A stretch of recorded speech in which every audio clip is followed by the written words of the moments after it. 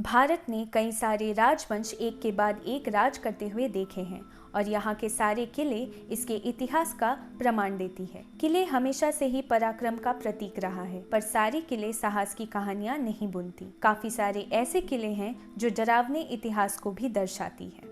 Hello दोस्तों, स्वागत है आपका मेरे चैनल में। आज मैं आपके साथ शेयर करने वाली हूँ भारत के 7 सबसे डरावने किले। दोस्तों, इस वीडियो को अंत तक देखना ना भूलें ताकि आपको इन किलों के बारे में जानकारी रहे और अगर आप यहाँ गए तो आपको कोई परेशानी ना आए। तो आइए बिना देर करते हुए शुरू करते हैं। Number 7, Mehrangarh fort. बहुत समय पहले एक महत्वाकांक्षी राजा को, जिनका नाम राव जोधा था, एक आलीशान पहाड़ मिलती है और उनको मन होता है कि उस पहाड़ी को काट के एक आलीशान महल बनवाने का। तो वो अपने लोगों को आदेश देते हैं ये काम जल्द से जल्द शुरू करने के लिए। राजा के आदमी उस पहाड़ में रहने वाले लोगों को बेघर कर देते हैं और वहीं एक महात्मा रहते थे जो वहाँ के चिड़ियों को खाना खिलाते थे, तो उनको लोग चिड़िया वाले बाबा बुलाते थे। राजा के इस काम को देखकर वो बाबा नाराज होकर श्राप देते हैं कि इस महल में रहने वाले लोग कभी भी सुखी नहीं रह पाएंगे और ये जगह हमेशा बारिशहीन रहेगी। जब राजा को इसके बारे में पता चलता है तो वो डर जाते हैं और आके चिड़िया वाले बाबा के चरणों में गिर के माफ़ी मांग लेते हैं। बाबा राजा को तो माफ़ कर देते हैं, पर कहते हैं कि श्राप वापस नहीं लिया जा सकता, तो उससे बचने के लिए किसी इंसान को जिंदा दफनाना होगा।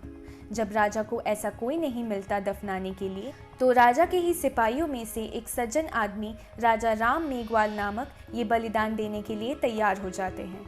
फिर मेहरानगढ़ किला का काम जल्द से जल्द शुरू करने के लिए राजा राम मेघवाल को जिंदा दफना दिया गया और उसके बाद किले का काम शुरू कर दिया गया। पर फिर भी महल में घटनाएं घटती रहीं।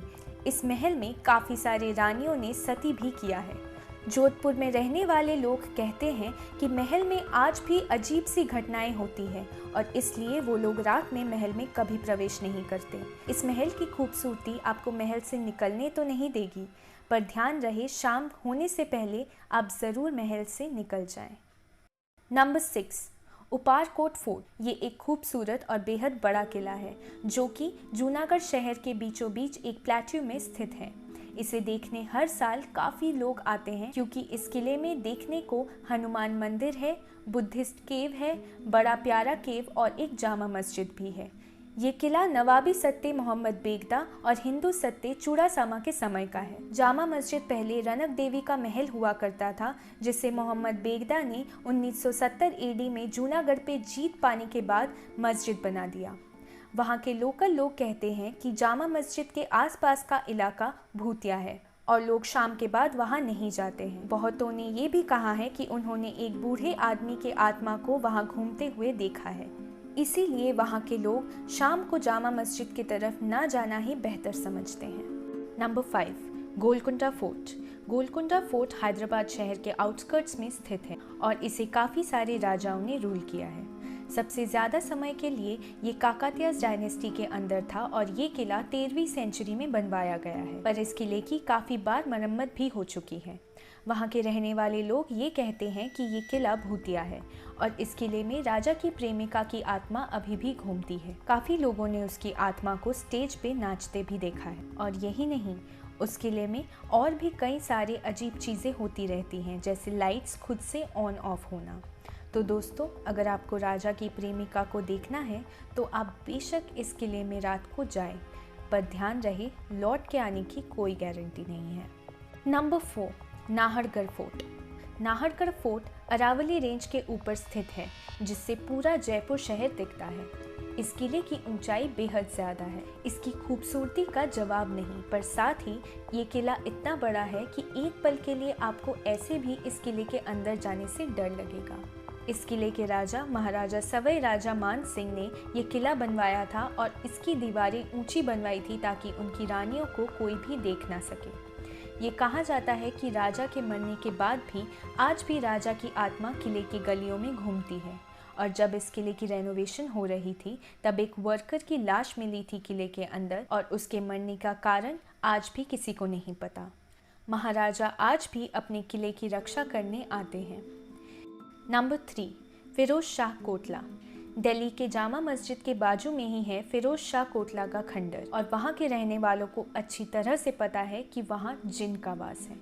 जिन एक भूत प्रेत जैसा प्राणी होता है जिनकी उत्पत्ति अग्नि से होती है, जिन्हें दैत्य भी कहा जाता है, जो दिखाई नहीं देते पर बहरूपिये होते हैं। ऐसा कहा जाता है कि जिन रात को अकेले औरतों और बच्चों को पकड़ लेते हैं, इसीलिए उनको शांत रखने के लिए फिरोज शाह कोटला के बाहर के मैदान में दूध और खाना रखा जाता है हर रात।